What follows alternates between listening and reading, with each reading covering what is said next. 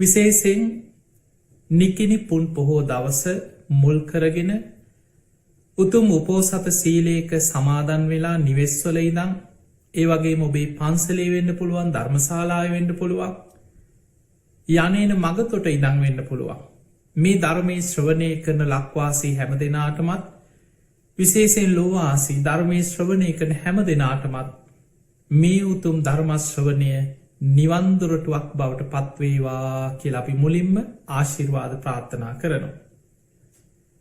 පිංහතුනේ බුදුරජාණන් වහන්සේ පිරිනිවන් පාල හරියටම මාස 3ක් අවසන් වෙන පුන් පොහෝ දවසේ තමයි ප්‍රථම ධර්ම සංගායනාව මහරහතන් වහන්සේලා සැලසුම් කරන්නට යෙදුණේ. ඔබ දන්නවා අපේ බුදුරජාණන් වහන්සේ වෙසක් පුන් පොහෝ දවසක ලුම්මිනි සල්වනේදී පින්වන්ත මහාමායා දේවියෙක් කුසින් ලෝකෙට බිහි වුණා බෝසත් පුතෙක් ඇටියට. වෙසක් පුන් පොහෝ දවසකදිම වජිරාසන මූලේදී ඇසතු බෝධීන් වහන්සේ අසල වජිරාසනය මතදී නැගෙනහිර දිසාවට මුහුණලා සියලු කෙලෙසුම් ප්‍රහාණය කළ සම්මා සම්බුද්ධත්වයට පත්වෙනවා. අවුරුදු 45ක් පුරා අවබෝධ කරගත් ධර්මය ලෝකෙට දේශනා කරලා. එදා මල රජදරුවන්ගේ උපවර්තන සාල වනෝද්‍යානයේදී උතුරට හිසලා සල්ගස් දෙකක් අතර සිංහසෙයාවෙන් සැතපිලා. බුදුරජාණන් වහන්සේ වෙසක් පුන් පොහෝ දවසේ අනුපාදිශේෂ පරනිර්වාණ දහත්වෙන් පිරිනිවන් පාන. අපේ බුදුරජාණන් වහන්සේ පිරිනිවන් පාද්දී මතකතියාගන්න බුදුහාන්දුරන්ගේ ශ්‍රාවකයෝ සිවනක් පිරිස අතර භික්‍ෂු භික්‍ෂුණී උපාසක උපාසිකාව අතර පැවිදි වෙච්ඡාය ගත්තත් හැමෝම බුදුරජාණන් වහන්සේ ගැන පැහැදීමෙන්ම ශාසනය හිටියන් නෙමේ. සමහරයි පැවිදි වෙලත් බුදුරජාණන් වහන්සේට වෛර කරමින් හිටපු අයි හිටිය. බුදුරජාණන් වහන්සේට අනතුරු කරන්න සැලසුම් කරපු පැවිදි අයි හිටිය. ද දේවදත්ත භික්‍ෂු දේවදත්ත විතරක් නෙමේ දේවදත්තට එකතු වෙච්ච තව බොහෝ දෙනෙක් හිටිය. ඒ සියලු දෙනා එකතු කරගෙන බුදුරජාණන් වහන්සේට අනතුරු කරන්න දේවදත්තත් එක සැලසුම් කර. එදකොට ඔය වගේ අපේ බුදුහාන්දුරු වැඩහිටිය කාලේ බුදුරජාණන් වහන්සේ ගැන පුද්දුම තරහකින් හිටපු කෙනෙක් සුබද්ද කියලා. මේ සිදුවීම අපි කතා කරමු කොහොමද මේ වෛරය ඇති වුණේ කියලා. අපේ බුදුරජාණන් වහන්සේ පිරිනිවන් පාලා උන්වහන්සේගේ ශ්‍රී දේහය දින 7ක් මහජන ප්‍රදර්ශනයට තැබුව කියන සැදැහැවතුට වන්දනා කරගන්න. දින 7කට පස්සේ තමයි ශ්‍රී දේහේ සඳුන් දරවලින් සකස් කරපු චිතකයකට නංවල ආදාහනය කරන්න කටයුතු සූදානන් කරේ. එදා මහා කාශ්‍යප මහරහතන් වහන්සේ වැඩම කරලා. චිතකේ වටා තුන් වලල්ලක් බුදුගුණ සිහිකරමින් ප්‍රදක්ෂිනා කරලා චිතකයට වන්දනා කරලා චිතකයට නලල තියල අධිෂ්ඨාන කරනකොට හරීම ආශ්චර්යක් බුදුරජාණන් වහන්සේ පිරිනිවන් පාල දින 7ක් ඒ වෙනකොට. උන්වහන්සේගේ සිරිපතුල් රන්දෙනෙන් එලියට නික්මිලා අර චිතකෙනුත් එලියට නික්මිලා මහාකාශක මහරහතන් වහන්සේගේ අධිෂ්ඨානයෙන් නලලි පිහිටන. ඒ ප්‍රාතිහාරි දැකළ එදා බොහෝ පිරිසක් දෙව් මිනිසුන් අවසාන වතාවට සාධකාර දෙමින් අපේ බුදුරජාණන් වහන්සේගේ සිරිපතුල් වන්දනා කරගත්ත අවසාන මොහොත. මහාකාශප මහරහතන් වහන්සේ වන්දනා කරලා නැගී සිටිනවා සමගම දේවානු භාවයෙන් ගිනි දැල්වෙනවා චිතකයට. ඔය වෙලාවෙ බොහෝ කෙලෙස් සහිත අය හඬා වැලපෙනවා. රහතන් වහන්සේලා ලෝක ධර්මතාවය අනිත්‍ය මෙනෙහි කරගත්තා. ඔන්න ඔතනට ආවාර බුදුහාන්දුරන්ට වෛර කර හිටිය අර සුදත්ත කියන සුබද්ද කියන කෙනා. ඇවිල්ලා භික්‍ෂූන් වහන්සේලා හඬා වැලපෙන අතරට ඇවිල්ලකින මොකට දුඹල හඩන්නේ සතුටු යල්ලකිව. ඒ මහා ශ්‍රමණයගෙන් දැන් අපි මිදුනා.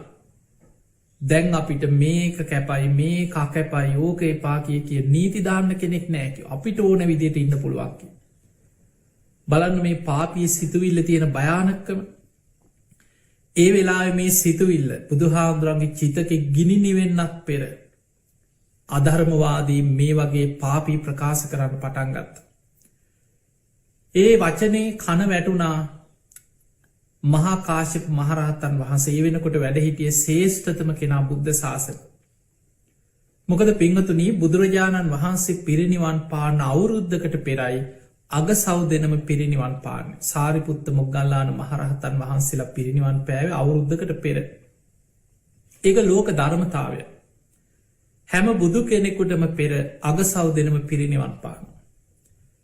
ඊළඟට මේ ශාස්තනයේ වැඩ හිටිය ශේෂ්ඨතම කෙනා 80 මහා ශ්‍රාවකයන් වහන්සේලා අතරින් ප්‍රධානම කෙනා මහා කාශ්‍යප හාමුදුරුවන්ව ධර්මයේ හඳුන්වන්නේ තතිය ශ්‍රාවකයන් වහන්සේ කියලා තුන්වෙනි කෙනා. මහා කාශ්‍යප මහරහතන් වහන්සේ එතනදී උන්වහන්සේට මේ ප්‍රකාශය කන වැටුණට පස්සේ ඉක්මනට ආදාහන කටයුතු අවසන් කළ සංඝයා එකතු කරලා කියනවා ආශ්මතුනේ අධර්මය බබලන්න පෙර අධර්මවාදීන් බලවත්වෙන්න පෙර ධර්මී යටපත්වෙන්න කලින් ධර්මවාදීන් යටපත්වෙන්න පෙර අවිනේ බලවත් වෙලා අවිනේවාදීන් බලවත්වෙන්න කලින් විනේ යටපත් වෙලා විනේවාදීන් යටපත්වෙන්න පෙර ඉක්මනින් සංඝයා එකතු වෙලා ධර්ම විනේ සංගායනා කළ යුතුයි කියලා. ඔය විදියට තමයි මහා කාශ්‍යප මහරහතන් වහන්සේදා සංඝයා දැනුවත් කරලා ඒ වෙනකොට හිටපු බුදුහාමුදුරු පිරිනිවන් පාන වෙලාව හිටපු සද්ධාවන්තම රජ්ජුරු අජාසත් රජ්ජුරු. හැබැයි ඔබ දන්නවා රජ්ජුරුව ඊට කලින්න්න බුදුරජාණන් වහන්සේට වෛර කරපු කෙනෙ. බුදුරජාණන් වහන්සේ මරන්න පවා දුනු සිල්පීන් එදෙව්ව දේවදත්තත් එක එකතු වෙලා. නාලාගිරි හස්තිය පවා අජාසත්ත රජ්ජුරුවන්ගේ ඇත්ගාලි දරුණු මැතා. හැබැයි පස්සේ අජාසත්ත රජ්ජුරුවන්ට තේරුණා මට වැරදුනා. දේවදත්ත මාව රැවැට්ටුවා. බුදුරජාණන් වහන්සේ හරි දේවදත්තයි වැරදි මමයි රැවටුනේ කියල. ඊට පස්සේ බුද්ධ ශාසනී පුද්දුම සද්ධාවකින් බුදුරජාණන් වහන්සේව නිතර ඇසුරු කරන්න වන්දනා කරන්න බණහන්න නිතර බුදුගුණ හිතහිතා තමන්ගේ ජීවිතය අර වෙච්ච වැරදි ගැන පසු තැවීමින් කාලය ගත කරේ. මේ අජාසත්ත රජ්ජුරුවන්ගේ රාජ්‍ය අනුග්‍රහයෙන් බුදුරජාණන් වහන්සේ පිරිනිවන් පාල මාස 3ක් යනතන එකෙන වෙසක් මාස ඉදන් වෙසක් පොසොන් ඇසල නිකිනි පෝය දවසේ.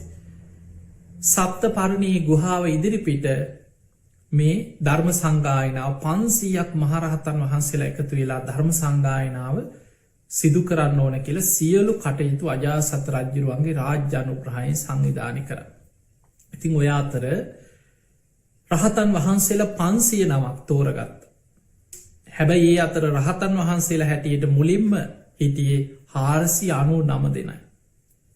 සංගායනාවට අවශ්‍යම කෙනා ඒ වෙනකොට රහත් වෙලා හිටියේ නෑ තෝරගන්න වෙලා වෙනකොට. ඒ තමයි ආනන්ද හාමුදුරුවෝ.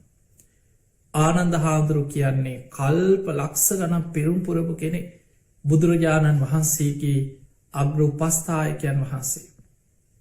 උන්වහන්සේට අග්‍රස්ථාන ගණනාවක් තිබුණ සතිමන්තානන් දුතිමන්තානන් උන්වහන්සේ සිහිනුවන තියෙන භික්‍ෂූන් වහන්සේ අතරින් අග්‍රයි. යමක් ෂණීන් වැටහෙන භික්‍ෂූන් වහන්සේ අතරින් අග්‍රයි. මතක ශක්තියෙන් ධාරණ ශක්තියෙන් අග්‍රයි. බුදුහාමුදුරන්ගේ අග්‍ර උපස්ථායක. මුළු ධර්මයම කටපාඩන් කරගෙන හිටිය ධර්ම භාණ්ඩාගාරිකයන් වහස ඔක්කොම් මතකයි. බුදුරජාණන් වහන්සේ යම් තැනක යම් ධර්මයක් දේශනා කරාද ඒක සාරාංශ කරලා හරි එදා ආනන්ද හාමුදුරන්ට ආයමත් බුදුරජාණන් වහන්සේ කියල දුන්න. ඒක ආනන්ද හාමුදුරන්ගේ පොරොන්දුවක්. ඒ නිසා බුදුහාමුදුරන්ගේ ධර්මය සම්පූර්ණයෙන් කටපාඩන්මින් දරාගෙනීට ආනන්ද හාමුදුර. බුදුරජාණන් වහන්සේ පිරිනිවන් පෑවට පස්සේ ආනන්ද හාමුදුරුවෝ නිතර දුක්හෙවී හඬා වැලපෙන වනේ මගේ ශාස්තෘන් වහන්සේ පිරිනිවන් පෑවමන් තනි වුණා. මට දැන් ශාස්තෘවරයෙක් නෑ නේද කියලා. බුදුරජාණන් වහන්සේ වැඩ සිටිය කුටිය මේ කුටියට ගිහින් කුටිය දොර වහගෙන බොහෝම දුක්කෙන වනේ මේ වෙලාවෙ තතාගතයන් වහන්සේ වැඩ හිටියනං වෙනදට ආනන්ද කියලා කතා කරනවා. ආනන්ද උණු පැන්ගේෙන් ආනන්ද ඇල් පැන්ගේෙන් බුදුරජාණන් වහන්සේ කී වතාවක් මට ආනන්ද කියලා කතා කරනවා. මට අනුකම්පා කරපු මගේ ශාස්තෘන් වහන්සේ පිරිනිවන් පෑවා කිය උන්වහන්සේ දුක්වෙනවා. දැන් ධර්ම සංගායනාවට සියලු කටයුතු සූදානං ආනන්ද හාමුදුරුවෝ තාම දුක්කවීන්නවා ධර්මාබෝධයට වීරිය වඩන්නේ. එදා මහාකාශප මහරහතන් වහන්සේ ඇතුළු රහතන් වහන්සේලා තීරණය කරා මේ සංගායනාව රහතන් වහන්සේලාගෙන්ම සිදු කළ යුතුයි කිය. ඒ නිසා ආනන්ද හාමුදුරන්ට සංඝයා එකතු වෙලා කිව්වා ආනන්ද ඔබ නැතුව මේ සංගායනාව නිවැරදිව කරන්න අමාරුයි. ඔබයි ධර්ම භාණ්ඩාගාරිකයන් වහන්සේ. හැබැයි ඔබ කෙලෙස් සහිතව ඔබ සෝවාන් ඵලයට පත් වුණාට තාම ඔබ තුළ ක්ලේශ ධර්මයන් තියෙනවා.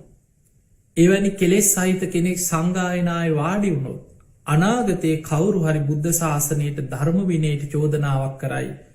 ඔය සංගායනාවේ කෙලෙස් සහිත අය වාඩි වෙලා හිටිය. එක සතර අගතිය යුක්තයි පිරිසිදු නෑ කියලා කවුරු හරි ඕකට චෝදනා කරයි. ඒ නිසා පිරිසිදුව රහතන් වහන්සේලාගේ පමණක් නික්ලේශී සතර අගතියෙන් තොර උතුම් රහතන් වහන්සේලාගේ පමණක් මේ සංගායනාව සිදු කළ යුතුයි. ආනන්ද ඔබ වීරිය වඩන් ඔබ නැතුව මේක කරන්න බෑ කියලා ආනන්ද හාමුදුරන් උනන්දු කෙරෙව්. ආනන්ද හාමුදුරුවෝ හිත හදාගෙන පුදුම වීරියක් වඩන්න පට දැන් සංගායනාව හෙට කියලා. කලින් දවසි පුද්දුම වීරියකින් භාවනා කරන්න පටන්ගත්.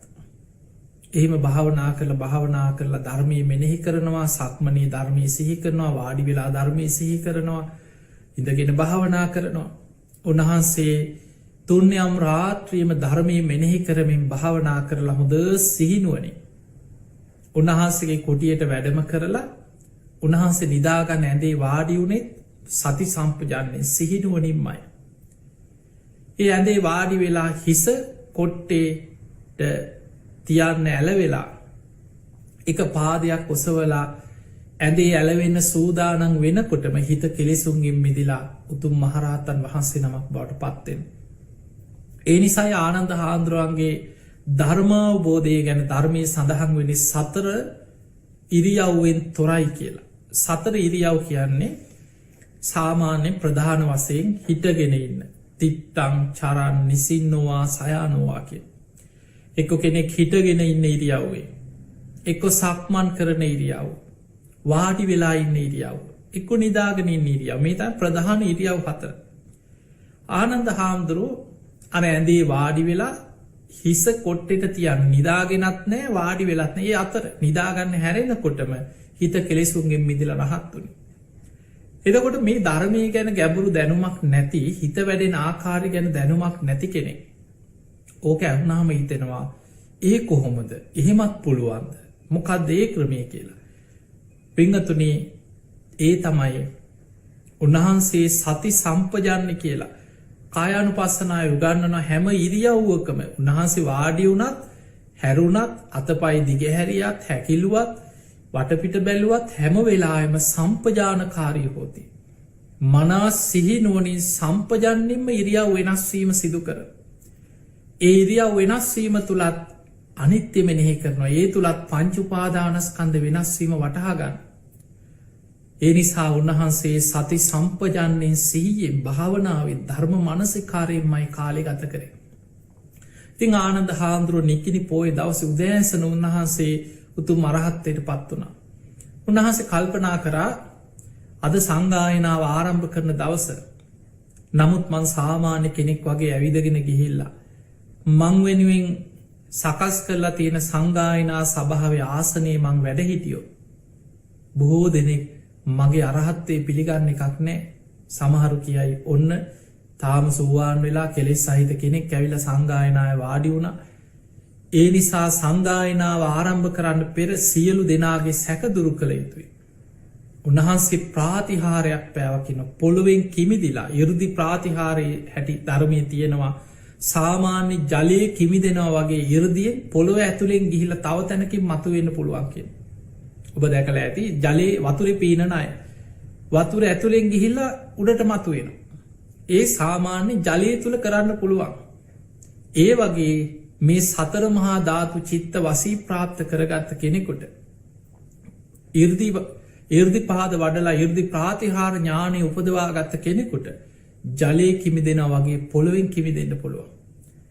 ජලය මත ඇවිදින්න පුළුවන් අපි පොළොව ඇවිදිනවා වගේ ඉරදිය ජලය මත ඇවිදගෙන යන්න පුළුවන් කන එක ඉරදිය සාමාන්‍ය කෙනෙකුට කරන්න පුළුවන් දෙයක් නෙමේ ඊළඟට අහසින් යන්න පුළුවන් කියන ඔය වගේ නොයෙක් ප්‍රාතිහාර ඉරදි ප්‍රාතිහාර ගැන නොපෙනී ගමන් කරන්න පුළුව නොයෙක් ප්‍රාතිහාර ගැන ධර්මී සඳහන් වෙනවා ති ආනන්ද හාමුදුරුවෝ ඔය වගේ පොළොවෙන් මතුවනේ අර සංගායනා සභාව ආසනය ලගින් අහසට පැන නැග්ග පොළොවෙන් ඇතුළෙන් කිමිදිලා වැඩම කරලා. අහසේ පෙළහර පානකොට සියලු දෙනා සාධකාර දෙන්න පටන්ගත් ආනන්දයන් වහන්සේ ධර්මය අවබෝධ කරලා.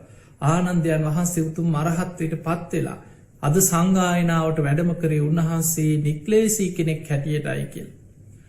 ඔය විදිහට එදා පළවෙනි ධර්ම සංගායනාව ආරම්භෝනේ නිකිනි පෝය දවස්සක බුදුහාන්දුරු පිරිනිවම් පාල හරියටම මාස 3ක් ගෙවිච්ච තැන. එදා පිංගතුනේ සංගායනාවේ මූලිකත්ව ගත්තේ මහාකාශිප මහරහතන් වහන්සේ. උන්වහන්සේ මූලිකත්වය ගත්ත ආනන්ද හාමුදුරුව 84,000ක ධර්මස්කන්ධි දරාගෙන හිටිය. ඒ අතර විනය ගැන විනීතර භික්‍ෂූන් අතර අග්‍රම උපාලි මහරහතන් වහන්සේ වැඩ හිටිය. බොහෝ 80 මහා ශ්‍රාවකයන් වහන්සේලා අතර බොහෝ ඉර්දිමත් මහරහතන් වහන්සේලා රැසක් ඒ සංගායනාවේදා වැඩ හිටිය. මාස ගණනාවක් පුරා මෙන්න ධර්මය මෙන්න විනේ මෙන්න බුද්ධ ශාසනය කියල මාස 7ක් මේ ධර්ම සංගායනාව එක දිගට පැවැත්වනා සප්ත පරණී ගුහාව ඉදිරිපිට.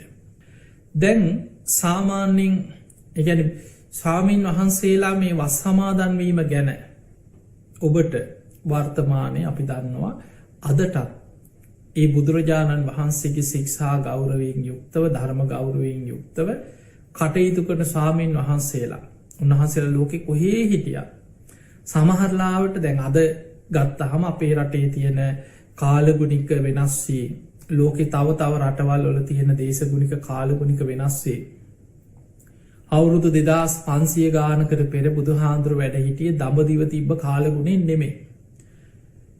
එතකොට එදා වැස්ස කාලය එනකොට අදටත් ඉන්දියාවේ ඒ ප්‍රදේශවල සාමාන්‍යෙන් අවුරුද්ධ මාස 3ක් වගේ කාලයක් දීර්ඝ වසයෙන් නිතර වැසි ඇදහැලෙනු. එතකොට හැබැයි අදගත්තහම අපට එහෙම නැති වුණත් අපි ඒ වස්කාලෙ වස් සමාදන් වෙනවා. කෙනෙකුට බොහෝ දෙනෙකුට හිතෙන්න්න පුළුවන් ඒක අදට සුදුසුද. ඒක ඒ කාලෙ බුදුහාන්දුර අද හිටියනම් ඕක වෙනස් කරයි. ඔය වගේ නොඒ අදහස් ප්‍රශ්න මේ වස්සෙල බීම ගැන බොහෝ දෙනෙකුට ඇතිවෙන ස්වභාවයක් අපි දන්න සමහර වහනො අපේ. පිංහතුනේ අදටත් භික්‍ෂූන් වහන්සේලා බුදුරජාණන් වහන්සේ යම් ශික්ෂාවක් පැනෙව්වද ශාස්තෘ ගෞරවයෙන් බුදුරජාණන් වහන්සේ ගැන ගෞරවයෙන් ඒවා ඒ විදිහට ආරක්ෂා කරගෙන අවිච්චින්නව මේ සංඝ පරම්පරාවලේ ආරක්ෂා කරගෙන රැකගෙන පවත්තගෙන යන. ඒ බුදුරජාණන් වහන්සේට ධර්මයට තියෙන ගෞරවය තුළ. ඔබ දන්නවා බුදුරජාණන් වහන්සේ පිරිනිවන් පාන වෙලාවේ ආනන්ද හාමුදුරුවන්ට දේශනා කරා ආනන්දය අනාගතයේ සංඝ සම්මුතියෙන් කාලානුරූපීව කුද්දානු කුද්ද ශික්ෂාපද වෙනස් කරගන්න තථාගතයන් වහන්සේ අවසර දෙනවා කියලා සංඝයාට බුදුරජාණන් වහන්සේ ආනන්ද හාමුදුරන්ට පිරිනිවන් මච්චකේ දේශනා කරන මේක මහා පරිනිබ්බාන සූත්‍රයේ තියෙන. එතන බුදුරජාණන් වහන්සේ දේශනා කරේ අනාගතයේ කාලයට අනුව සමහර ඒවා තියෙනවා ඒ කාලයට අනුව ඒක වර්තමාන කාලයට යම් නොගැලපීම් සිද්ධ වෙන්න පුළුවන්. එදා බුදුරජාණන් වහන්සේ ශික්ෂාපද පනවනකොට මේ ශික්ෂාපද අතර තියෙනවා ආදි බ්‍රහ්මචරිය ශික්ෂාපද නිවනට උපකාර වෙන ශික්ෂාපද. ඊට අමතරව තියෙනවා ආවි සමාචාරික ශික්ෂාපද. ඒ ශික්ෂාපද බුදුරජාණන් වහන්සේ පනවන්නේ නොපැහැදුණුවන්ගේ පැහැදීමටත් පැහැදුණුවන්ගේ විපුල භාවය පිණිසත්. ඒ කාලය ඇතිවෙච්ච නොයෙක් සමාජ ප්‍රශ්න මිනිස්සුන්ගේ විශ්වාස මේවත් එක්ක මිනිස්සුන්ටත් අකුසල් ඇති නොවෙන්න ඒ වගේ හේතු මත බුදුරජාණන් වහන්සේ යම් යම් ශික්ෂාපද පනවල තියෙන. එතකොට ඒ අතර සමහර දේවල් අදට ගැලපෙන් නැතිවෙන්නත් පුළුව. නමුත් බුදුරජාණන් වහන්සේ නිසා පිරිනිවන් පාන වෙලාවේ ආනන්ද හාමුදුරන්ට සිහිපත් කර ආනන්දය කාලානුරූපයේ ඒ කාලයට ගැලපෙන විදිහට ඇතැම් කුද්දානු කුද්ද ශික්ෂාපද කුඩා ශික්ෂාපද සංඝයාට සංඝ සම්මුතිය වෙනස් කරගන්න තථාගතයන් වහන්සේ අවසර දෙනවා කිය. නමුත් පිංහතුනේ ආනන්ද හාමුදුරුව බුදුරජාණන් වහන්සේ පිරිනිවන් පානකොට ඔබ දන්නු ආනන්ද හාමුදුරුව සෝවාන් වෙච්ච කෙනෙක්. ආනන්ද හාමුදුරුව බොහොම සංවේදී. මහා පරිනිබ්බාන සූත්‍රයේ සඳහන් වෙන ආනන්ද හාමුදුරුව බුදුරජාණන් වහන්සේ පිරිනිවන් පාන වෙලාවේ බොහෝ දුකසේ උන්වහන්සේ හඬා වැළපෙනවා. එක අවස්ථාවක තියෙනවා බුදුරජාණන් වහන්සේ පිරිනිවන් මංචකේ වැඩ ඉඳලා අහනවා කෝ මහණෙනි මේ ආනන්ද කෝ? ආනන්ද හාමුදුරුව කුසිනාරාවේ එක පැත්තක විහාරගේක පිටිපස්සට ගිහිල්ලා උළුවස්සකට හේතු වෙලා හොඳටම හඬා වැළපෙනවා. අනේ මට අනුකම්පා කරන මගේ ශාස්තෘන් වහන්සේ දැන් පිරිනිවන් පානවා මට කාගේ පිහිටක්ද? ඒ වෙලේ බුදුරජාණන් වහන්සේට භික්ෂුන් වහන්සේලා දැනුම් දුන්නා ස්වාමීනි භාග්‍යවතුන් වහන්සේ ආනන්දයන් වහන්සේ අර අතන විහාර පිටිපස්සේ උළුවස්සකට හේතු වෙලා හඬා වැළපෙනවා. බුදුරජාණන් වහන්සේ වදාළ මහණෙනි ආනන්දට මගේ වචනෙන් එන්න කියන්න තථාගතයන් වහන්සේ අමතනවා කියලා ආනන්දව එක්කරගෙන එන්න. භික්ෂුන් වහන්සේලා කියලා ආනන්ද හාමුදුරන් එක්කරගෙන ආවා. බුදුරජාණන් වහන්සේ ආනන්ද හාමුදුරන්ට වදාළ ආනන්ද තථාගතයන් වහන්සේ දේශනා කරා නේද? සබ්බේහි මේ පියෙහි මනාපේහි නානා බහෝ විනා බහෝ. මේ ලෝකෙ සියලු ප්‍රියමනාප දේවල් වෙනස් වෙනවා. මේක අනිත්‍යයි කියලා දේශනා කරා නේද? ආනන්ද හිත හදාගන්න ධර්මයේ සිහි කරන්න. එදා බුදුරජාණන් වහන්සේ ආනන්ද හාමුදුරන්ගේ ගුණ අර සංඝයා අතරේදී කියන මහණෙනි අතීත බුදුරුන්ට මේ ආනන්ද වගේම අග්‍රෝපස්ථායකයන් වහන්සේ නමක් වැඩ ඉඳලා තියෙනවා. වර්තමානයේ තථාගතයන් වහන්සේටත් මේ ආනන්ද කල්ප ලක්ෂ ගණන් පිරුම් පුරාගෙන ආපු කෙනෙක් බුදුහාඳුරන්ට උපස්ථාන කරන්න. අනාගතයේ යම්තාක් බුදුවරු මේ විශ්වයේ පහළ වෙනවාද ඒ බුදුවරුන්ටත් මේ ආනන්ද වගේම පින් ඇති කෙනෙක් ඒ ශාසන තුළ ලැබෙනවා. මහණෙනි මේ ආනන්ද තව නොබෝ දිනකින් සියලු කෙලෙසුන් ප්‍රහාණය කළ සම්බුද්ධත්වයට පත්වෙනවා කියලා බුදුරජාණන් වහන්සේ පිරිනිවන් මංචකයේදී දේශනා කරා. එතකොට ආනන්ද හාමුදුරුවෝ දුකෙන් හිටපු නිසා ඒ වෙලාවේ බුදුරජාණන් වහන්සේ පිරිනිවන් පාන ආසන්න වෙලාවේ ආනන්ද සංඝ සම්මුතියෙන් කුඩා කුද්දානුකුද ශික්ෂාපද වෙනස් කරගන්න කියලා කිව්වත් ආනන්ද හාමුදුරන්ට බැරි වුණා. ස්වාමීනී මොනවදේ කුද්දානුකුද ශික්ෂාපද කියලා හරියට වෙන් කරලා දැනගන්න අමතක වුණා. ඉතින් පළවෙනි ධර්ම සංගායනාවේදී ආනන්ද හාමුදුරුවෝ සංගායනා සභාවට වැඩම කරත් සංඝයා ආනන්ද හාමුදුරුවන්ට සංගායනාව පටන් ගන්න පෙර චෝදනා 5ක් එල්ල කරලා තියෙනවා. ඒක ධර්මයේ සඳහන් වෙනවා විනය ග්‍රන්ථවල සඳහන් වෙනවා. ඒ චෝදනා 5ට ආනන්ද හාමුදුරුවන්ට නිවැරදි භාවය ඔප්පු කරන්න වුණා මහරහතන් වහන්සේලා ඉදිරියේ. ඊට පස්සේ තමයි සංගායනාව ආරම්භ වුණේ. එක චෝදනාවක් තමයි ওই චෝදනාව. බුදුරජාණන් වහන්සේ පිරිනිවන් පාන වෙලාවේ ආනන්ද සංඝ සම්මුතියෙන් කාලානුරූපීව කුද්දානුකුද්ද ශික්ෂාපද වෙනස් කරගන්න කියලා ආනන්ද හාමුදුරුවන්ට සිහි කරා. හැබැයි ආනන්ද හාමුදුරුවෝ ඒක හරියට අහලා දැනගත්තේ නැහැ. ඒ වෙලේ ආනන්ද හාමුදුරුවෝ නිදහසට සංඝයා ඉදිරියේ කරුණ කියන ඒ වෙලේ බුදුරජාණන් වහන්සේ පිරිනිවන් පාන වෙලාවේ මම ගොඩක් සංවේදී වෙලා හිටියේ.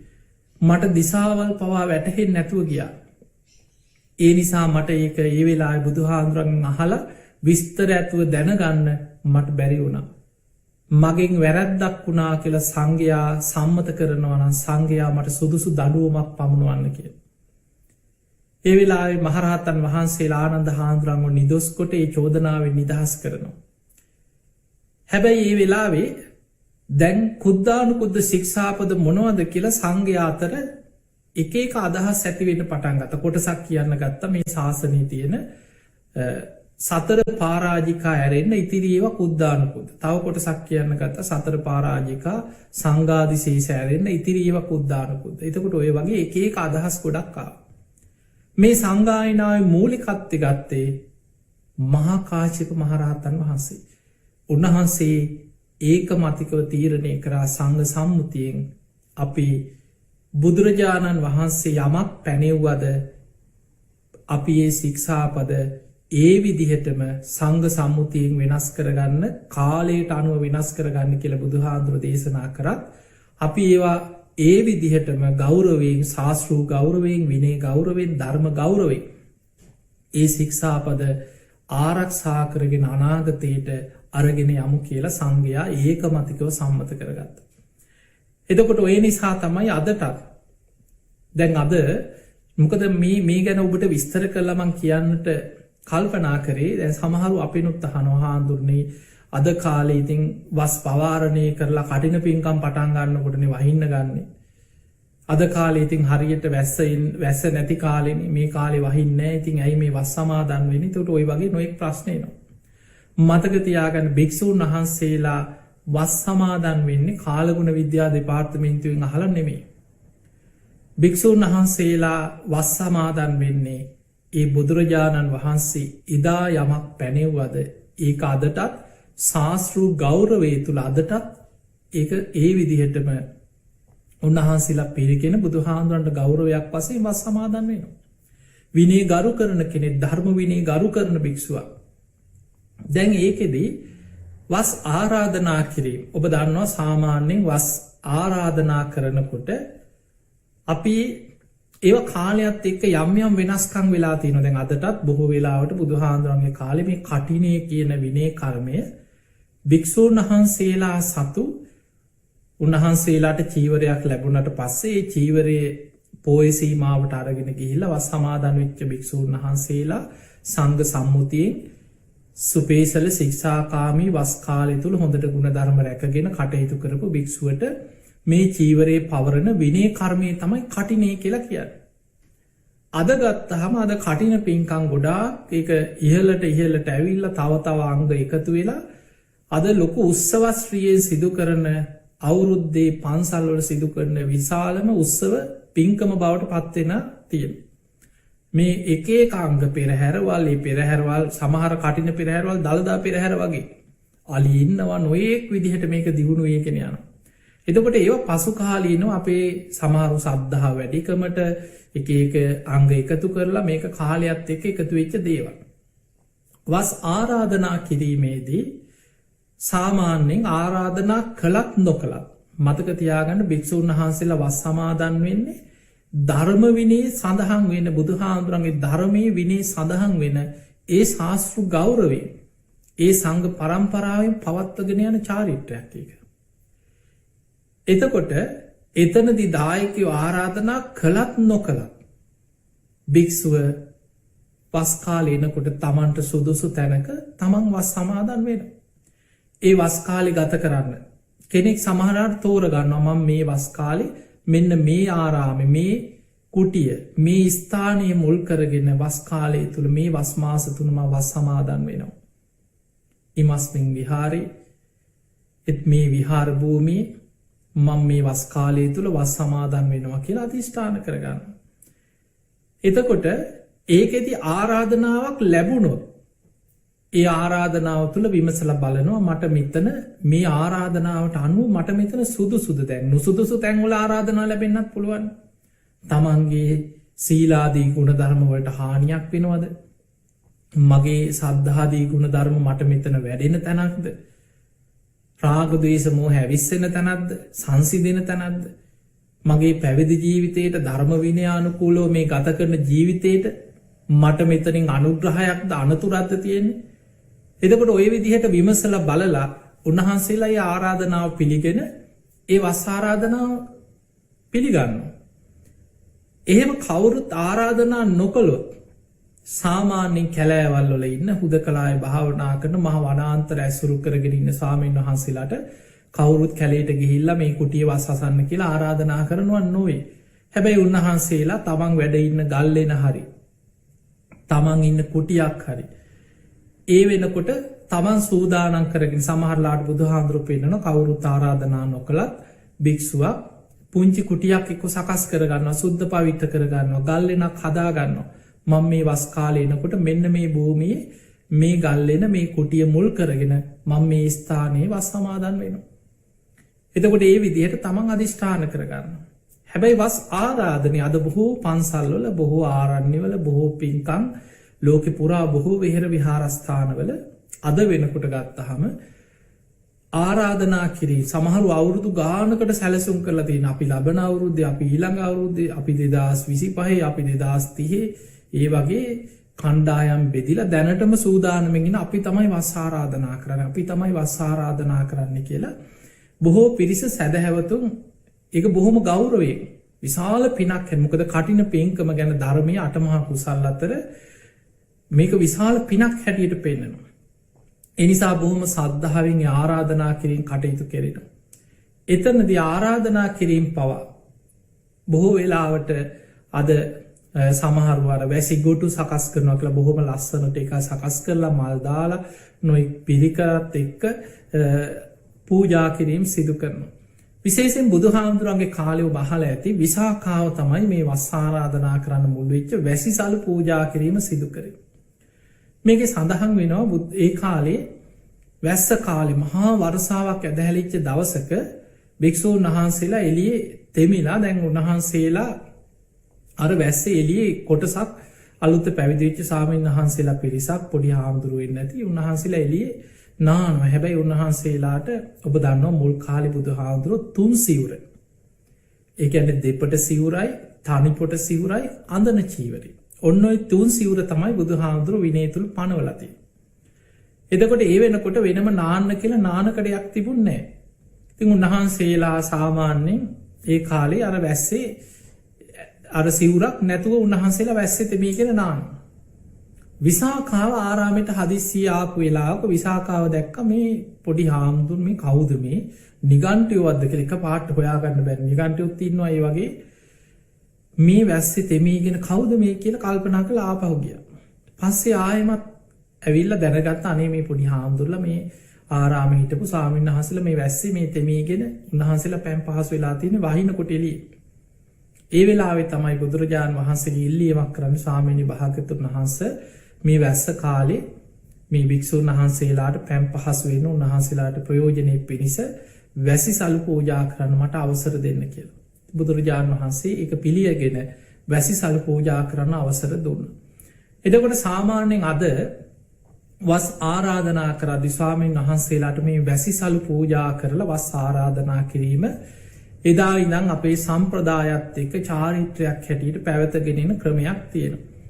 ඒ නිසා වස් ආරම්භ කරන ඒ සාමීන් වහන්සේලාට බොහෝ පින්වතුන් පෝය දවසේ අවසානයේ සමහරලාවට වන්දනා කරලා බුද්ධ වන්දනා කරලා බොහොම ලස්සනට සකස් කරලා ඒ නානකඩ වැසි සලු සමග වැසි සලු පූජාවත් එක්ක වස් ආරාධනා කිරීමේ කටයුතු අදස් සිදු කෙරෙනවා.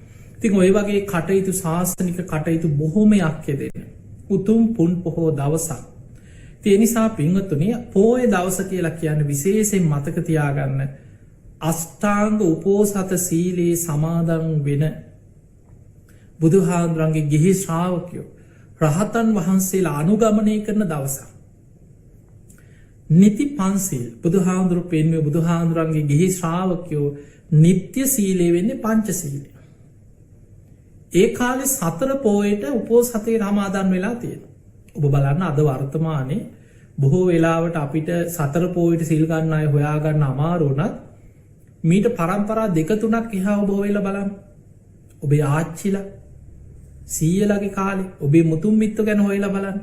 ඉස්සර ගමේ පන්සල් වල සතර පෝයට සිල් ගත්ත ගමේ උපාසක මහත්තුරු උපාසකම්මලා හිටියා. ඒ අය උදේ පාන්දර පන්සලේ ලොකු වැඩසටහනක් තියෙන්න ඕනේ.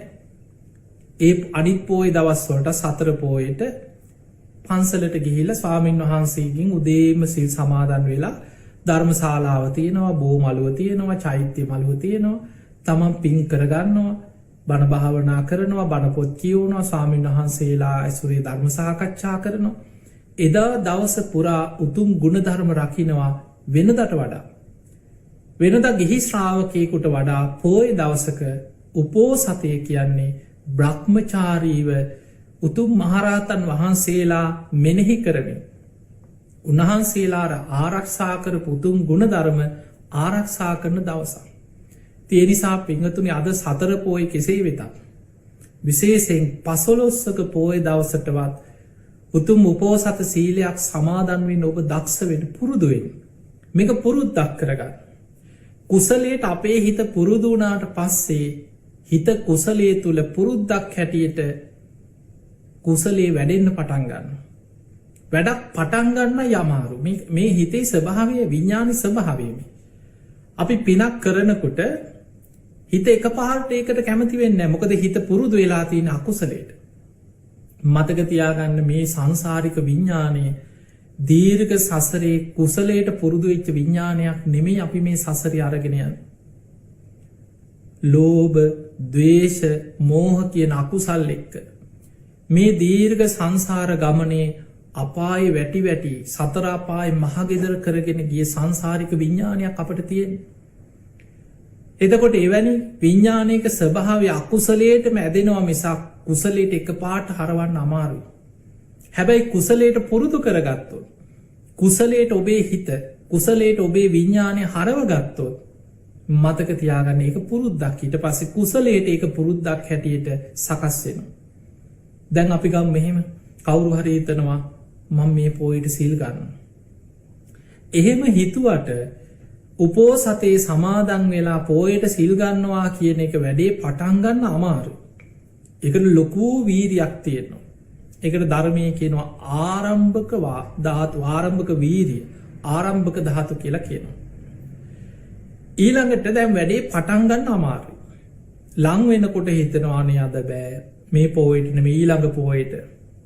ඊළඟ පොයේ ඉඳන් පටන් ගන්න. ඔහොම හිතන ඊට පස්සේ හිතනවා මම වෙසක් පොයේ ඉඳන් පටන් ගන්නවා. වෙසක් මග හැරුණොත් හිතනවා පොසොන් පොයේ ඉඳන් පටන් ගන්නවා. පොසොන් එනකොට හිතනවා ඇසල පොයේ ඉඳන් පටන් ගන්නවා. තුනුරුවන් පහළ වෙච්ච පොයේ. ඔහොම හිතෙනවා. එතකොට කෙනෙකුට කුසලයක යෙදෙන්න පටන් ගන්න වීරියක් තියෙනවා. ඒකට කියනවා ආරම්භක ධාතු. කොහොම හරි එක දවසක් සිල් ගත්තා කියලා හිතන්න. දැන් ඒක පුරුද්දක් වශයෙන් දිගට කරන්න තවත් වීරියක් අවශ්‍යයි. ඒකට කියනවා නික්කම ධාතු. ඒ පටන් ගත්ත කුසලයේ දිගට කරගෙන යන්න වීරියක් තියෙනවා. දැන් අතහරින්න නැතුව මාසෙකට එක දවසයින් 15ක පොය ඊළඟ පොයට සිල් ගන්නවා. ඊළඟ පොයට සිල් ගන්නවා. ඊළඟ පොය එනකොට ඔන්න ඒ පොයට සිල් ගන්නවා. දැන් මේක පුරුද්දක්. දැන් මෙහෙම කාලයක් කරගෙන යනකොට අන්න ඔබේ විඥානයේ හිත කුසලයට පුරුදු වෙනවා. කලින් සීලයට හිත පුරුදු නැහැ. දැන් සීලයට හිත පුරුදු වෙනවා. එහෙම පුරුදු වෙන්න ආසයි දැන්. දැන් හිත හොයන්නෙම සිල් ගන්නමයි අවස්ථාව. දැන් දින ගැන ඉන්නේ. ඊළඟ පොය කවද්ද? ඊළඟ පොය කවද්ද?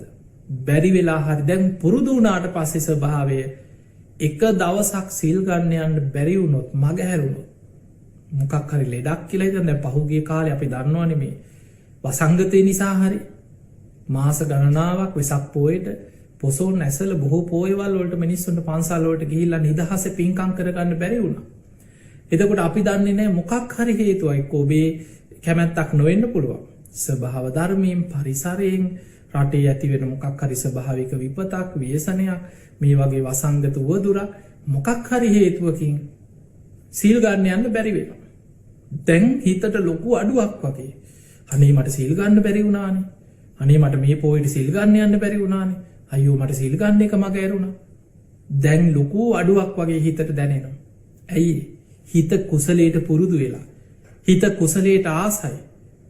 ඒ නිසා මතක තියාගන්න කුසලයට හිතක් පුරුදු කරගත්තට පස්සේ හිත කුසලයේ ඔස්සේ ක්‍රියාත්මක වෙනවා.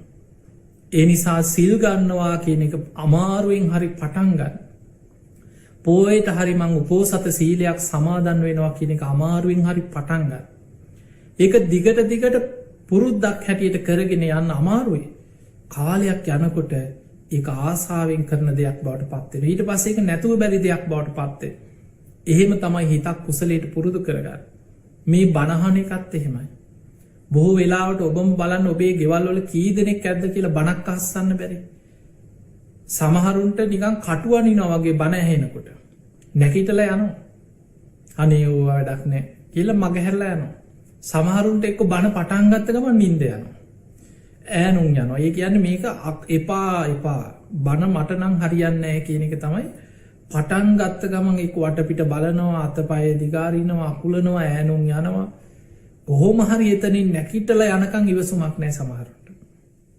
හිත ධර්මයට නැඹුරුවක් නැහැ, බනහන්න හිත කැමති නැහැ, විඥානි පුරුදු වෙලා නැහැ. හැබැයි යා අමාරුවෙන් හරි පටන් ගන්න. යාට යම් දවසක හිතනවා ජීවිතේ මතක තියාගන්න සමහර බණ අහපු නැති බුදුහාමුදුරන්ට වෛර කරපු උදේ ඉඳන් තුනුරුවන්ට බැන හිටපු සමහර චරිත එක බණ පදේ මුළු ජීවිතේ වෙනස් වෙලා තියෙනවා. කෙනෙකුට එක ගාථාවක් ඇති ජීවිතේ වෙනස් වෙනවා.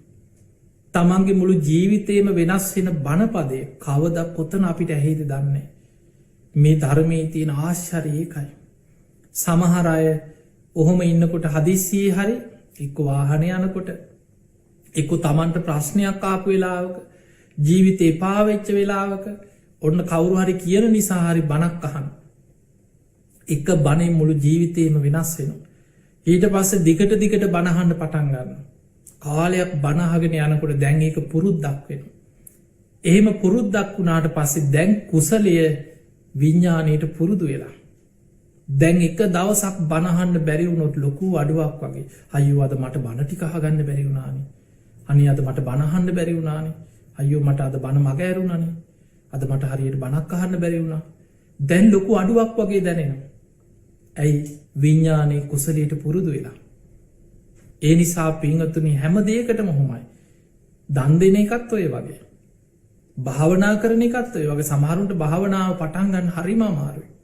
සමහරු කැමති බණ විතරක් අහන්න, පින්කම් කරන්න, පෙරහැරවල් යන්න, සාදු කියන්න, මල් පූජා කරන්න, වටවන්දනාව යන්න හරි කැමති. බස්වල නැගලා ඔය වන්දනාවේ රවුමේ ඇවිදින්න හරි ආසයි සමහරු. හැබැයි භාවනා කරන්න දැන් බෑ. ඕවා පස්සේ කරනවා. බණ භාවනාව නම් බෑ කියන. එතකොට සමහරුන්ගේ හිත භාවනාවට යොමු කරගන්න අමාරුයි. හැබැයි අපි හිතමු කාලෙකට පස්සේ දැන් කොහොම හරි අමාරුවෙන් හරියා භාවනාව පටන් ගන්න අමාරුයි. අන්න ආරම්භක ධාතු කොහොම හරි පටන් ගන්න. ඒ පටන් ගත්ත භාවනාව දිගට දවසට පැය භාගයක් හරි මම භාවනා කරනවා කියලා දිගින් දිගට ඒ භාවනාව පුරුදු කරනවා. නික්කම ධාතු. අන්න ඒක පුරුද්දක් වශයෙන් පවත්වාගෙන යනවා. එහෙම කරගෙන යනකොට විඥාණයට ඒක පුරුදු වෙනවා. ඔබේ හිත භාවනාවට පුරුද්දක් වෙනවා. ඊට පස්සේ භාවනාව නැතුව බෑ යාට. හැමදාම දවසට පැය භාගයක්වත් භාවනා නොකර සමහරු ඉන්න උදේ පාන්දර නැගිටලා භාවනා කරනවා. හැමදාම දවසට පැය භාගයක් හරි භාවනා කරන. භාවනා කරේ නැත්නම් කෑවේ නෑ වගේ. හිතට ලොකු අඩුවක් දැනෙනවා. අනේ මට අද භාවනාව කරගන්න බැරි වුණානේ. අයියෝ අද මට භාවනාව මග හැරුණානේ. මං හැමදාම හොඳට භාවනා කරා. අද මට භාවනාව මග හැරුණා. ලොකු අඩුවක් වගේ හිතට දැනෙනවා. භාවනාව පුරුද්දක් කරගත්ත කෙනාට. ඒ නිසා පින්වතුනි කුසලයට හිත පුරුදු කරන්න. අකුසලෙන් හිත වළක්ව ගන්න. ඒකයි බුදුහාමුදුරන්ගේ අනුශාසනාව. මතක තියාගන්න අපි මේ අහන හැම බණක්ම හැම බුද්ධ දේශනාවක්ම මේ ලෝකෙ පහළ වෙච්ච සියලු බුදුවරු මේ විශ්වයේ යම්තාක් බුදුවරු පහළ වුණාද සියලු බුදුවරුන්ගේ අනුශාසනාව. සබ්බ පාපස්සකරන සියලු පාපී අකුසල් වලින් වළකින්න. කුසලස් උපසම්පදා පුළුවන් තරම් කුසල් වඩන්න, පින් කරන්න, කුසලේම පුරුදු කරන්න. සචිත්ත පරියෝදපන තමන්ගේ හිත සුවචිත්තය දමනය කරන්න. ඒ කියන්නේ සමත විදර්ශනා භාවනාවක් ඔස්සේ තමයි හිත දමනය කරන්නේ භාවනාව. ඒතම් බුද්ධානුශාසන මේක තමයි මේ විශ්වයේ පහළ වෙන සියලු බුදුවරුන්ගේ අනුශාසනාව. එතකොට ඔන්න ඔය අනුශාසනාව තුල ඔබේ ජීවිතයේ පවත්ව ගන්න ඔබ දක්ෂ වෙන්නට ඕන. ඒ නිසා අපි අකුසලයෙන් වළකිනවා. ඒක තමයි අපි සීල් ගන්න. කය වචනේ මුල් කරගෙන සිද්ධ වෙන අකුසල් කයෙන් වෙනවා ප්‍රාණඝාත, වැරදි කාම සේවනයේදීම, හොරකම් කිරීම. කය මුල් කරගෙන හිතනවා මගේ කය නිසා තව කෙනෙකුට, තව සත්වයෙකුට, මිනිස්සෙකුට, කිසිවෙකුට හිංසාවක් නම් නොවේවා. මෛත්‍රී සහගතව කායික ක්‍රියා පවත්වන. ඊළඟට වචනින් වෙන අකුසල් බොරු, කේලම්, පරුස වචන, හිස් වචන, වචනෙන් කොච්චර මිනී මරන්න පුළුවන් වචනෙන් කේලම් කියලා කොච්චර රටවල් අවුලනවා. මිනිස්සු නොමර මරන්න පුළුවන් වචනය. එයා වචනෙන් සුභාසිත වචන, සත්‍යවාදී වචන, මෛත්‍රී සහගත වචන හැම වෙලේම හිතනවා මගේ වචනයක් නිසා තව කෙනෙකුට හිංසාවක් පීඩාවක් නොවේවා. මෛත්‍රී සහගත සුභාසිත වචන මයියා කතා කරන්න. ඊළඟට මනසින් එතකොට අරවිදිහට කය වචනී මුල් කරගෙන වෙන අකුසල් වලින් වලකිනො සබ්බ පාපස්සා කරන. සියලු පාපි අකුසා තව හිතෙනු දවේශ කරන එක අනුන්ගේ දේවල්ලට ලෝභ කරන එක ඉරිසියාව මිත්‍යාදෘෂ්ටිය දසාකුසල් අතර බුදු හාදුර පෙන්න්න මනසින් රැස්වෙන අකුසල් ඔය සියලු අකුසල් වලින් වලකින. ඒ වැලකුණා විතරක් නෙමෙයි හිතෙන් පරණ වැරදි හිතන්නෙත් නැතුව හිතෙනුත් ඒව බැහැර කරන. අන්න සබ්බ පාපස්සා කරන. කුසලස් උප සම්පදා පුළුවන් තරම් පිනට කුසලේට හිත පුරුදු කරනවා. දන් දෙනවා අමාරුවෙන් හරි දන් දෙනවා. අතහැරීම පුරුදු කරනවා. නැති බැරි අසරණයන්ට උදව්පකාර කරන දුගී මගේ යාචකයන්ට පිහිට වෙන. ඊළඟට තමන්ගේ සිතකයි වචනය මුල් කරගෙන යහපතේ සුභාසිතේ යහපත් වචන කතා කනු යහපත් ක්‍රියාවල්ලොලේ දෙනවා. ජීවත්වීම පිණිස වැරදි වැඩ කරන්නේ. පිරිසිදු ආජීවයකින් යුක්ත යහපත් ජීවන රටාවක් පුරුදුවෙන්. ඒ පිනම සිහිකර කර හිත කුසලේ වඩන අන්න කුසලස් උප සම්පදා. අකුසලෙන් වලකිනවා කුසල් වඩන. සචිත්ත පරියෝධපන තමන්ගේ හිත දමනය කරනවා. ඒ භාවනාවෙන් සමත භාවනාවේ විදර්ශනා භාවන සමත භාවනාවෙන් කරන්න හිත එකඟ කරනවා. පංච නීවරණ යටපත් කළ හිත කුසල අරමුණක් තුළ එකඟ කරනවා. සමතේ. විදර්ශනාවෙන් කරන්න හිතේ තියෙන රාග දේශ මෝහාදී සියලු කෙලෙසුම් ප්‍රහාණය වෙන විදිහට ධර්මාබෝධයට අවශ්‍ය විදිහට යෝනිසෝ මනසිකාරයෙන් අවබෝධයට ප්‍රඥාව මෙහෙවනවා. අන්න සචිත්ත පරියෝධපනම් ඒ තම් බුද්ධානු ශාසනම් මේක තමයි සියලු බුදුවරුන්ගේ මාර්ගය. මේ විශ්වයේ පහළ වෙච්ච සියලු බුදුවරුන්ගේ අනුශාසනාව. ඔන්න ඔය අනුශාසනාව තුළ පිහිටලා ඔය මාර්ගයේ තුළ පිහිටලා කටයුතු කරන්න ඔබ දක්ෂවෙන්. වටිනා මනුස්ස ජීවිතයක් ඔබටත් මටත් අපි කාටත් ලැබිලතිය. දවසින් දවස මොහොතින් මොහොත ෂණයෙන් ෂණය ජීවිතය අහිමි වෙනවා. අපි මරණයට ලං වෙනවා. ගෙවෙන හැම දවසක්ම ගෙවෙන හැම පැයක්ම හැම තප්පරයක්ම හැමරයක් දවාලක්ම අපි දවසින් දවස මරණයට ලං වෙනවා. අපි දන්නේ කවද කොතන කොයි මොහොතේ හුස්මටිකයි අපි කවුරුත් දන්න.